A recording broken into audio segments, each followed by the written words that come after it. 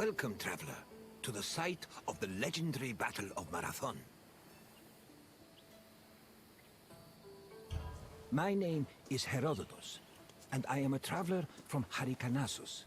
I retrace the cause of various events, such as wars and great calamities. I describe what I see and record what I'm told, all with the aim of providing a better understanding of why these things occur.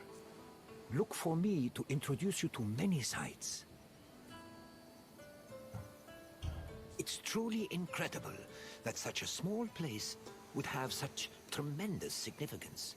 But then again, even the tiniest pebble can send ripples through the water.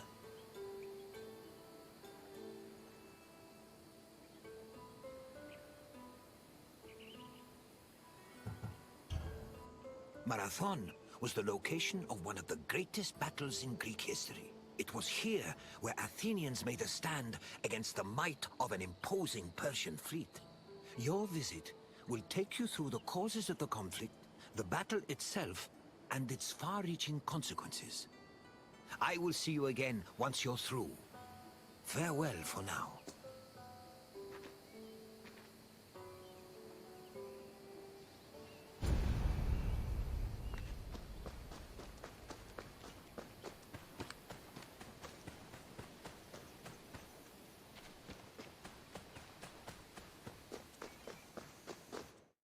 In 490 BCE, 600 Persian triremes landed on a beach 35 kilometers north of Athens. Standing in their way were 11,000 hoplites led by the prestigious Athenian general Miltiades. The Persian forces outnumbered the Greeks approximately 5 to 1, and yet the smaller force managed to push back their would-be conquerors. The Battle of Marathon was a major turning point in the Greco-Persian Wars, and the Athenians' victory would be celebrated for many years. The modern-day distance-running event is named a marathon in memory of a soldier from the battle who ran back to Athens to announce their victory, though whether this is real or legend is uncertain. The legend is that when they got back and told of the victory they got.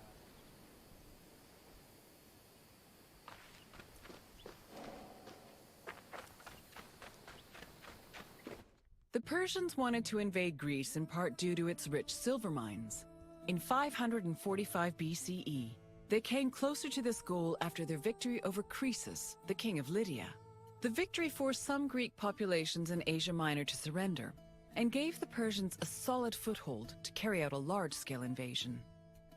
In 494 BCE, the city of Miletus revolted against its Persian rulers. They were aided by Athens and the nearby city of Eretria, and even burned down an important Persian temple.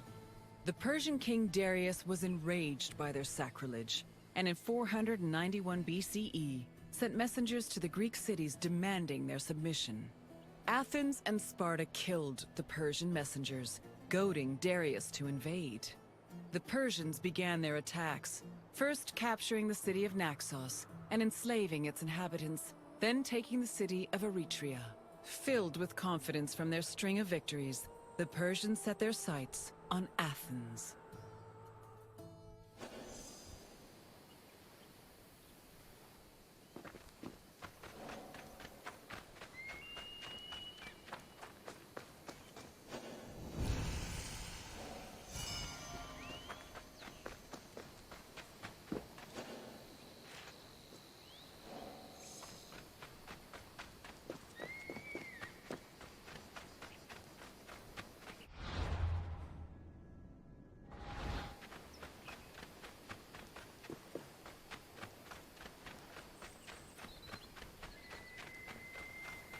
The Greeks were surprised by the ferocity of the Persian attacks.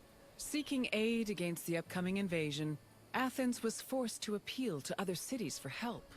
In a surprising move, they asked for aid from Sparta, known for having the strongest army in Greece. The Spartans agreed to the request, but they were unable to send reinforcements in time due to the religious feast of Apollo Carneos, which forbade them from leaving their city until the next full moon. The only extra help Athens managed to acquire was from the small Boeotian city of Plataea, which sent an additional 1,000 hoplites. This was the first time in Greek history that their entire civilization was under attack from an external invader. Despite sharing the same language and same religion, Greek city-states had often warred amongst themselves. The Persian invasion was the first time they realized the necessity of collective action to ensure their survival.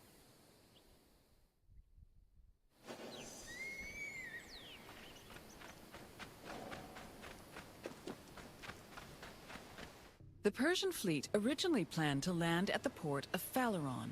However, the exiled Athenian tyrant Hippias, who sided with the Persians, advised them to land at Marathon instead, where it would be easier to deploy cavalry. The Athenians were unaware of the Persian battle plans and left Marathon undefended. This allowed the Persians to quietly set up camp on the beach, while Athens scrambled to mount a defense.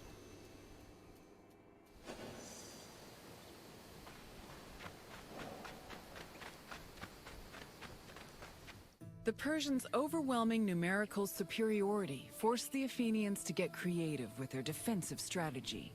The city sent 10,000 hoplites, along with the extra 1,000 Plataean reinforcements, to a hill located above the Persian encampment.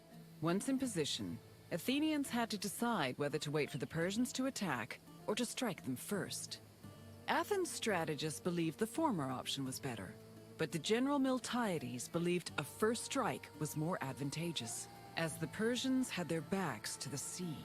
In the end, Miltiades' opinion prevailed, and the Greeks made their move.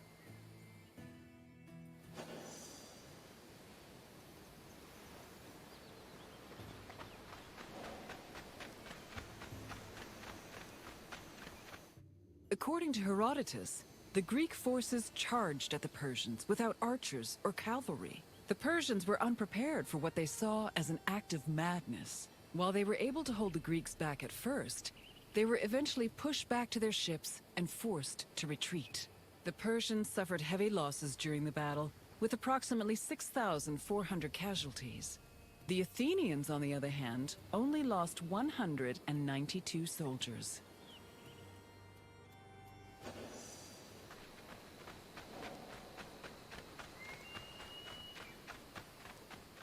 The victory at Marathon was considered miraculous. The Greeks attributed this miracle to the appearance of legendary heroes who they allegedly saw return from the dead to fight at their side in defense of the city. For example, several Athenians swore they saw the mythical king Theseus take up arms at Marathon, a scene which would later be depicted in Athens' Agora. Similarly, some hoplites attested that Heracles appeared at Marathon, clad in his lion's skin and wielding a club. The supposed appearance of these heroes helped elevate the Battle of Marathon to a legendary status among the Greek people.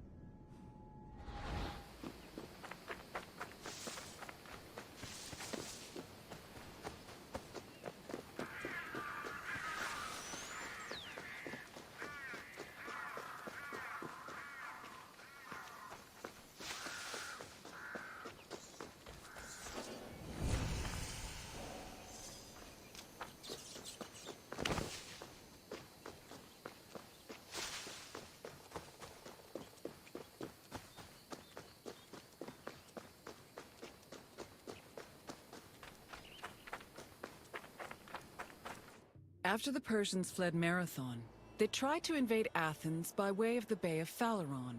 However, this gave the Athenians time to return to their city and mount a proper defense. Fearing further losses, the admiral of the Persian fleet called off their attack, and the Persians returned to their empire. Darius was furious at the campaign's failure and decided to seek vengeance in a retaliatory expedition from both land and sea. Meanwhile, Sparta begrudgingly congratulated Athens on their victory.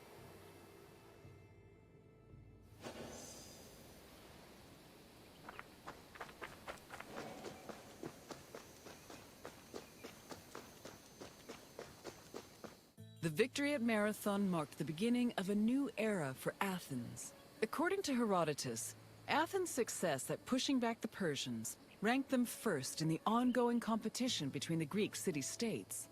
The Athenians immortalized their prestige by erecting monuments in both their own city and in Delphi. The Battle of Marathon was also perceived as a blow against tyranny. Tyranny went from being perceived as a simple flaw in authoritarian excess to major treason against the homeland, a sin that rulers would take great pains to avoid being accused of. This helped consolidate the institution of democracy for the next 2 centuries.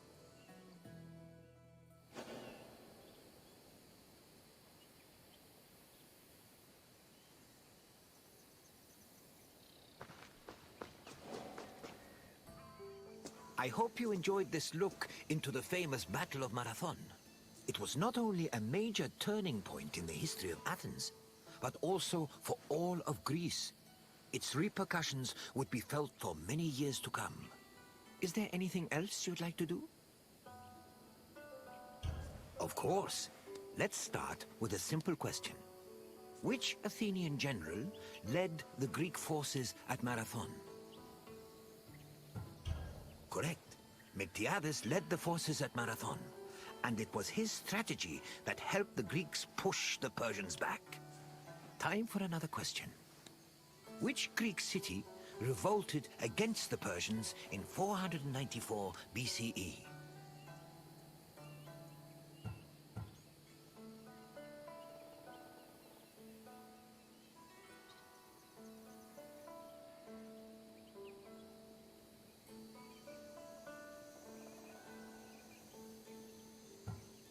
Correct. Miletus revolted against Persian rule, with support from both Athens and Eretria. One more question. Which other Greek city aided Athens at Marathon? Yes, Plataea sent 1,000 Obytes to aid the Athenian forces. Well done, traveler. You have learned much. Farewell, traveler. I hope to see you again soon.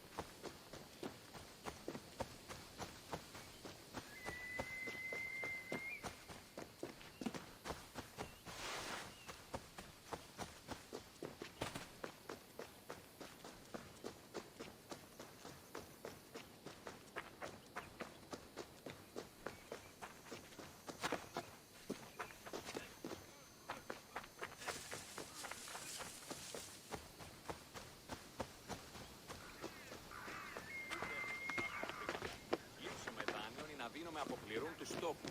Έτσι στα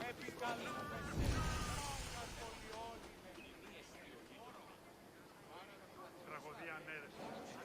Ενθουσιασμός μηδιόμενος να κλονίσει την ισορροπία του πνεύματος. Τα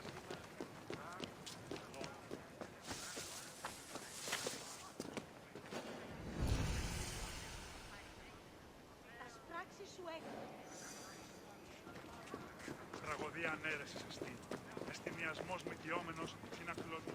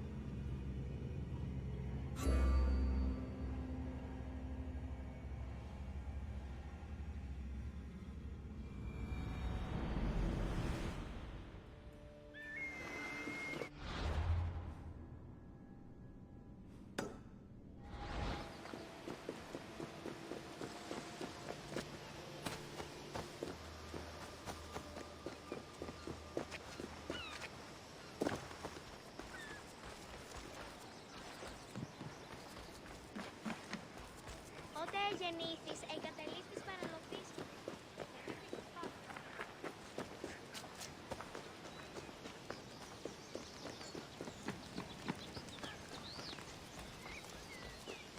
Έρχομαι κατά μονοπόλιο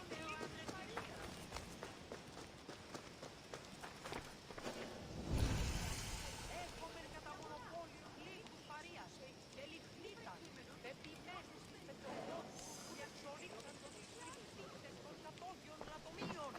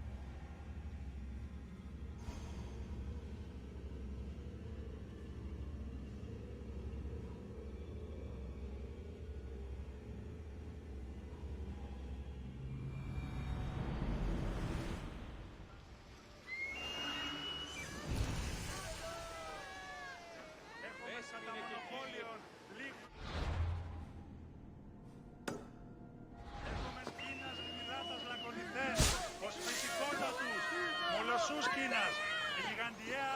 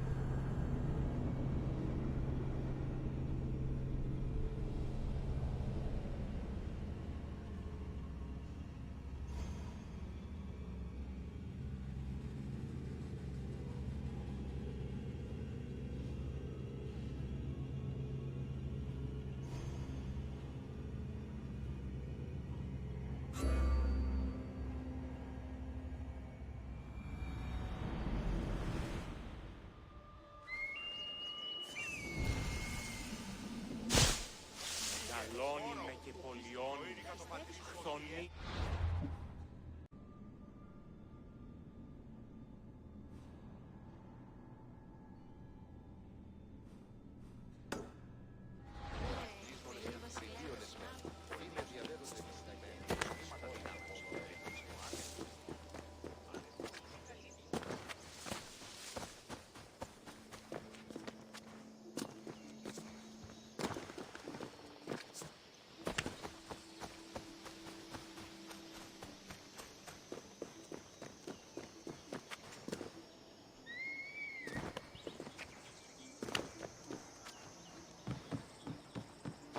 Επικαλούμε σε μάκαρ, πολιόν.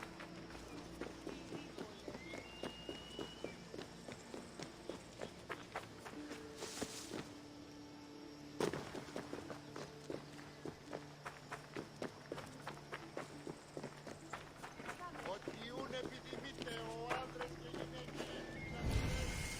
Οτιούν επιθυμείτε ο άνδρες και γυναίκες, δύναμε φέρει νημί. Μη λυπήστε επί το επιθυμητόν ουκ βρίσκεται, υπέ και βρίσκεται. Επόμενη μάνα.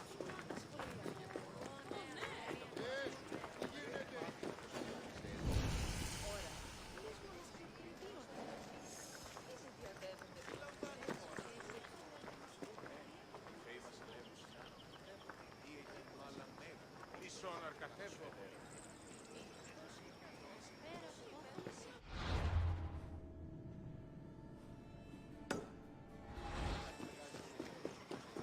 Παύσον πάρα αυτά.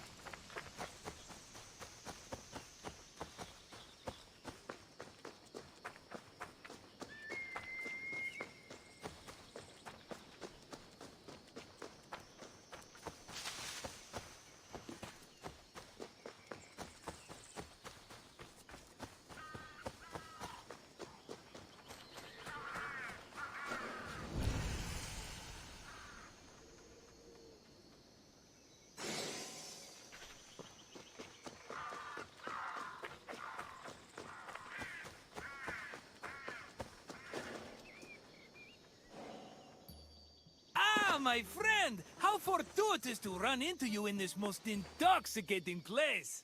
I'd offer you a drink, but for some reason the workers won't let me borrow any of their wine. Cheapskates. Why, I'm Marcos, of course, one of the most successful merchants in all of Greece. You really haven't heard of me? My name is known from Kefalonia to Kos. If you've ever paid money for something, I probably received a percentage. But enough about me. Let's go back to what you're doing here. You know, I once started my own wine business on Kos.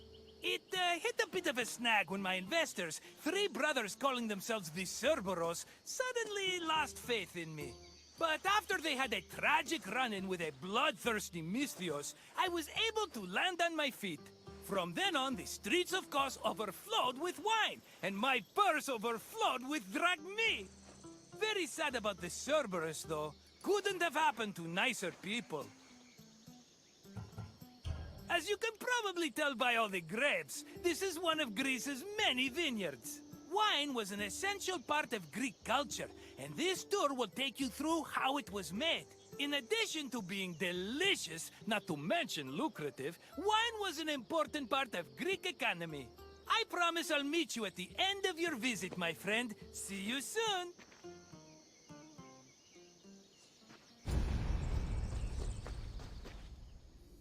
Winemaking dates back to the 4th or 3rd millennium BCE. It became widespread in Greece during the Bronze Age, and within centuries the Greeks had refined it further. The first step in the process was always harvesting, where grapes grown on rows of vines were collected by vineyard workers. According to Homer, harvesting was often accompanied by music to give it a more festive atmosphere. Ancient Greek wine mainly came in 3 different varieties: Osteros, Glucathion, and Autokratos. It could be flavored with spices, herbs, resin, and even perfume. It was also much stronger than modern wine, with an alcohol percentage of approximately 16%. Because of this, the drink was mixed with water to make it more palatable.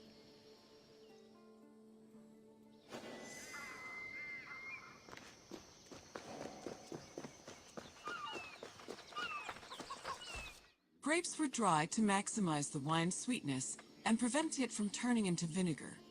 In most vineyards, the drying process involved laying the grapes out on the ground under the heat of the sun, then covering them at night to protect them from accumulating dew. According to Hesiod's poem, Works and Days, the ideal time to dry grapes was 10 days and 10 nights. When they were finally completely dried, the grapes were collected in jars, just as they are today.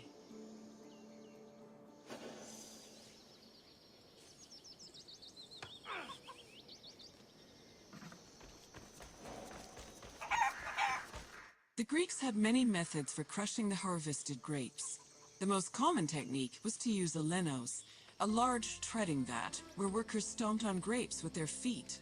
Alternatively, the Greeks sometimes crushed the grapes by hand using a strainer, mashed them with a mortar and pestle, or squeezed them using a tool called a sack press.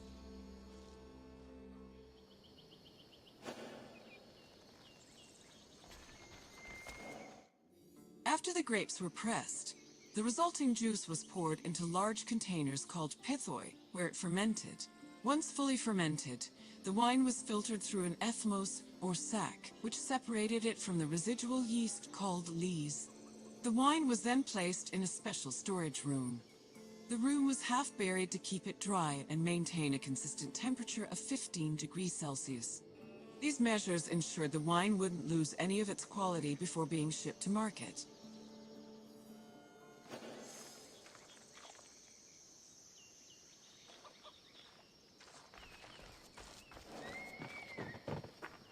When the wine was ready to ship, it was poured into storage containers called amphoras. These were smaller than pithoi, which made them easier to ship and display in crowded marketplaces. However, that doesn't mean transporting wine was always a safe endeavor. Sometimes ships carrying amphoras as cargo would be wrecked before making it to their destination, losing hundreds of bottles of wine to the sea.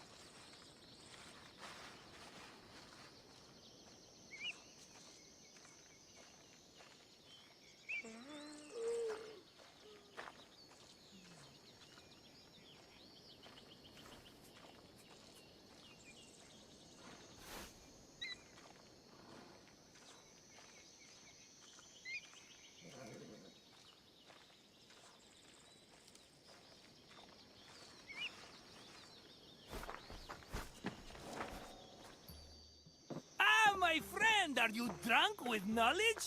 I hope you enjoyed yourself learning about all the picking, stumping, and bottling that goes into making Greece's favorite beverage. Maybe if my customers understood how hard winemaking was, they'd agree more with my perfectly reasonable prices. But let's talk about something else, yes? What else can I do for you? You want your intelligence tested? Well, let me tell you, my friend, no one is more qualified for that task than me. Let's get started. What container was used to ship wine to the market?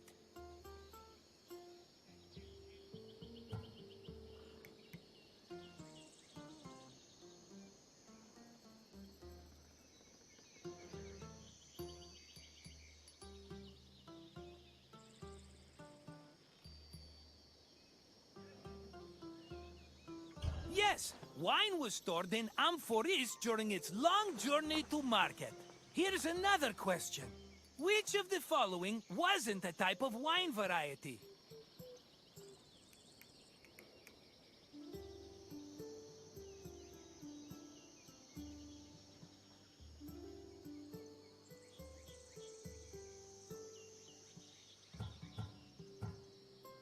Glycazon was the sweetest type of wine, and my personal favorite, but it is not the correct answer.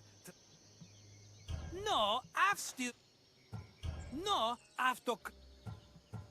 Correct! Thasos was an island famous for its vineyards. Not a specific type of wine. Just one more question to go, my friend. Which part of the winemaking process created the grape juice necessary for wine?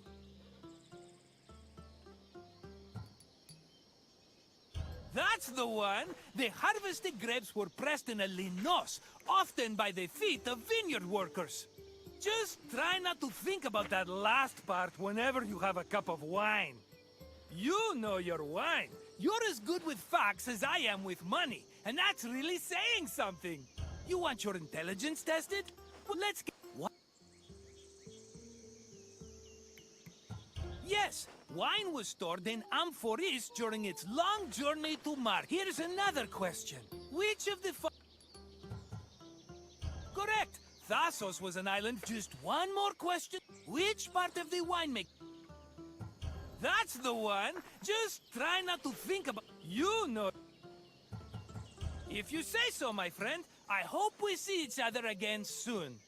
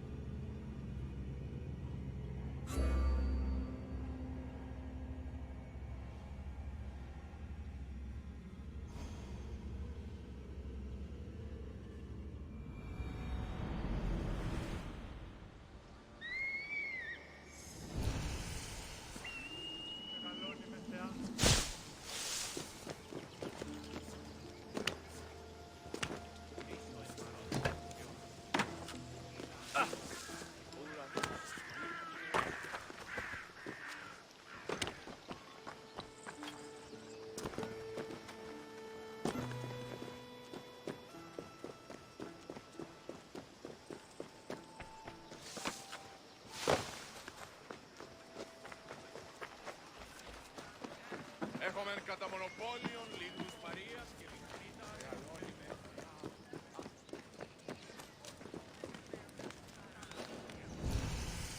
Έχουμε κατά μονοπόλιον λίγους παρείας και λιχνίτας πεποιημένους της πετροτόμης οι εξορίξαντο της φρικτής εκ των καταγόγεων ατομίων. Ότι ουραγγί. Είδα την αν δυνάμεων αντεπνήσει. Έχουμε κατά μονοπόλιον λίγους παρείας.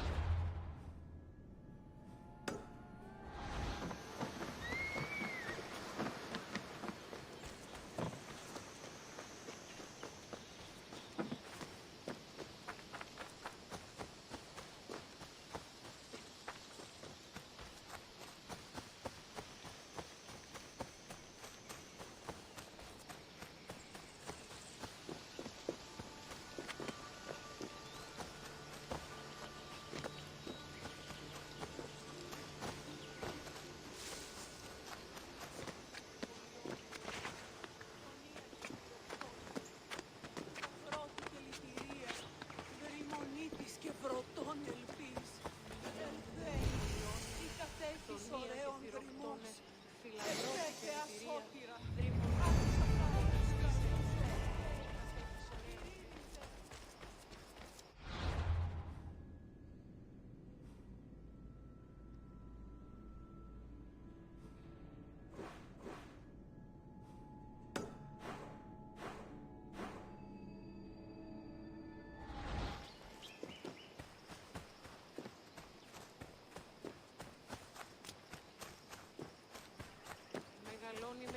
Επικαλούμεσαι, μάκαρ, πολιώνει